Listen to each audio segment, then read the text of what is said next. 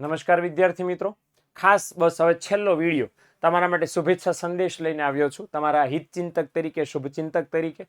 કારણ કે બસ હવે જેટલું અર્થશાસ્ત્ર વિષયનું આઈએમપી મટીરિયલ, ઓબ્જેક્ટિવ, ભવિષ્યવાણી, સૂર્યોદય જેટલું આપવાનું હતું, જેટલું મારી શક્તિમાં હતું, એમાં બધું તમને આપી દીધું છે. અને તમે ક્યાં સામે ઓછી મહેનત કરી, તમે જોરદાર જ મહેનત કરી છે. એટલે આજનું અર્થશાસ્ત્ર વિષયનું મોસ્ટ આઈએમપી પેપર મેં તમને આપી દીધું છે. ઓલરેડી તેમ જે પાકું કર્યું છે એ જ પરીક્ષામાં આવવાનું છે, પૂછાવાનું છે. એમ જ રાખીને ચાલજો.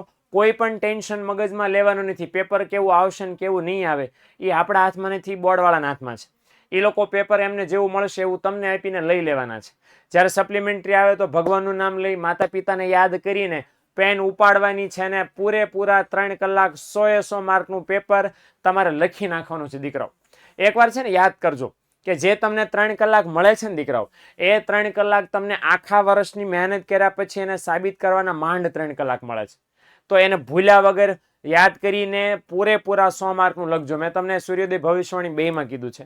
વળી પાછો તમને કહું છું કે ભાઈ 100 માર્કનું પેપર લખવાનું છે. એક પણ સવાલ કોરો નથી મૂકવાનો. બોર્ડવાળા આપણને 127 માર્ક્સનું આપશે. સેક્શન એ બીમાં તો ફરજિયાત લખવાના છે. સેક્શન સીમાં 16 કોઈ પણ 12, ડીમાં 10 કોઈ પણ 7 અને ઈમાં 7 કોઈ પણ 5 લખવાના હશે.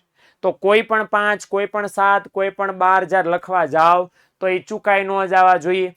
પહેલી 15 મિનિટ તમને મળે છે તો પહેલી 15 મિનિટમાં સવાલ આખું ક્વેશ્ચન પેપર વાંચી લ્યો. કયા લખવા કયા છોડવા એ નક્કી કરી લ્યો અને પછી પેપરની પેન ઉપાડો 3:15 વાગ્યે. તો આપણી એક્સપ્રેસ 6:15 વાગ્યે ઊભી રહેવી જોઈએ.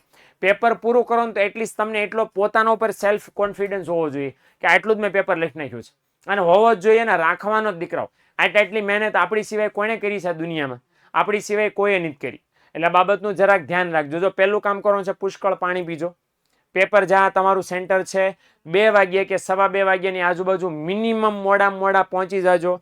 રસ્તા નવા હોય તો ખાસ જોઈ લેજો. ઘણા કોઈ સ્કૂલે ગયા જ ન હોય, પહેલી વાર જવાના હોય, બરાબર, ટ્રાફિકનો સમસ્યા હોય, તો એટલા માટે કહું છું 2-2:15 વાગ્યે તમારા એક્ઝામ સેન્ટર ઉપર ફરજિયાત ભૂલ્યા વગર પહોંચી જવાનું છે. પહોંચી ગયા પછી કોઈ ભાઈબંધ મિત્રો દોસ્તારો આરે બાકાજીકી બોલાવે નથી, એનાથી આઘા જ રહેવાનું છે. નવા કપડાં નહીં, નોર્મલ જે રૂટીનમાં તમે પહેરતા હોય ને એવા કપડાં પહેરીને જાજો. માતા પિતાને સતત યાદ કરતા રહેજો. અને હા, ઘણા છે ને ચોપડી લઈને ન્યા જાય છે, બરાબર, પરીક્ષાના સેન્ટર ઉપર ચોપડી લઈને ન્યા વાંચતા હોય છે. ના, આખું વર્ષ વાંચ્યું છે ને, બધું જ કામમાં આવશે. છેલ્લે વાંચીને કોઈ ટોપર નથી બની જતું. આપણે નથી બનવું. ઓકે, તમારી જો તમે ચોપડી લઈને છેલ્લે સુધી જાઓ છો ને, મતલબ તમને તમારી ઉપર ડાઉટ છે દીકરો. તમને તમારી ઉપર ડાઉટ છે, તમારી ઉપર વિશ્વાસ બીજા કોને આવશે? હે ને? એટલે ચોપડી લઈને નહીં જવાનું. 2 વાગે એટલે ચોપડીનો ટકોરો બંધ થઈ જવો જોઈએ. મગજને થોડોક આરામ કરવા દેવાનો, પ્રોસેસિંગ કરવા માટે. અને પછી આપણે આપણું કામ રેગ્યુલરલી ચાલુ કરી દેવાનું. બીજું, ત્યાં જાઓ એક્ઝામ સેન્ટરમાં કોઈની હારે માથાકૂટ રગજગ કર્યા વગર તમારી સીટ શોધીને ત્યાં બેન્ચ ઉપર બેસી જાઓ. તમને છે ને 3 વાગ્યે સપ્લિમેન્ટરી અને ક્વેશ્ચન પેપર 2 આપશે. ક્વેશ્ચન પેપર વાંચી લ્યો, સપ્લિમેન્ટરીની મેઇન પહેલા પાનની વિગતો ભરી દો. ત્યાં સુધીમાં 15 મિનિટ થઈ જાય એટલે નક્કી કરી લો કયા સેક્શનનો કયો સવાલ લખવો છે. અને પછી 3:15 વાગ્યે પેપર ઉપાડો, 6:15 વાગ્યા સુધી પૂરું કરી દો. ઘણા બધા પૂછે છે કે સાહેબ સેક્શન આડાવાળા લખ્યા તો ચાલે, કોઈ પ્રોબ્લેમ નથી. તમને મજા આવે સેક્શન ઈ પહેલા લખો, સેક્શન ડી લખો, પણ જે એક સેક્શન લખ્યો એનું બધા જ સવાલો એકારે લખી નાખવાના છે. ભૂલવાનું નથી થતું. આ બધું હું તમને એટલા માટે કહું છું કે છેલ્લે કોઈ ઉતાવળમાં રગજગમાં રહી ન જાય. આ જે પેપર છે તમારું સરસ મજાનું, એના માટે બેસ્ટ ઓફ લક. મારા દિલના આશીર્વાદ તમારી સાથે છે.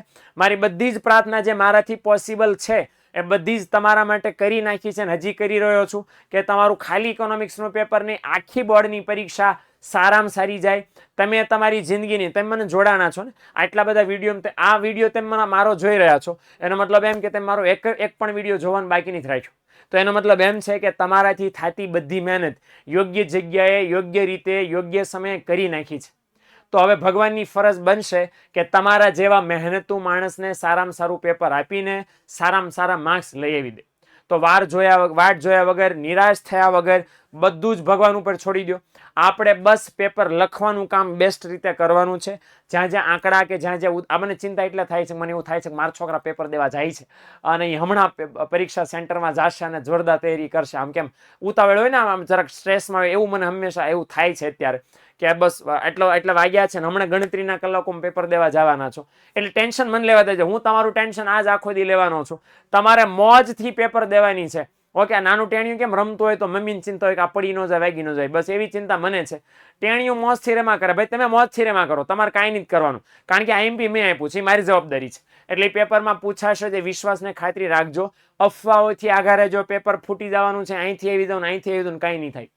ઓકે, તમે જે પાકું કર્યું છે એના પર વિશ્વાસ રાખીને સમયસર સેન્ટર ઉપર પહોંચી જજો. ફરી એકવાર આપ સૌને મારી દિલની શુભકામનાઓ છે કે કાલનું નહીં, માફ કરજો, કાલ તો હજી પછી પરમ દિવસે બીએન પેપર છે, પણ આજનું ઇકોનોમિક્સનું પેપર તમારી જિંદગીનું સારામાં સારું પેપર જાય, સારામાં સારા માર્ક્સ બોર્ડની પરીક્ષામાં આવે, જિંદગીમાં ઊંચામાં ઊંચી સફળતાઓ પ્રાપ્ત કરો. બોર્ડના દરેક આ 63 ઇકોના સવાલ એટલા સસ્તા અને એટલા પપ્પુ મળે કે તમને એમ થાય હા ટાઈમપાસ પેપર છે. બરાબર, એટલું સહેલું પેપર આવે, તમને પૂરેપૂરા માર્ક્સ મળે એવી ભગવાનના ચરણોમાં પ્રાર્થના સાથે બેસ્ટ ઓફ લક.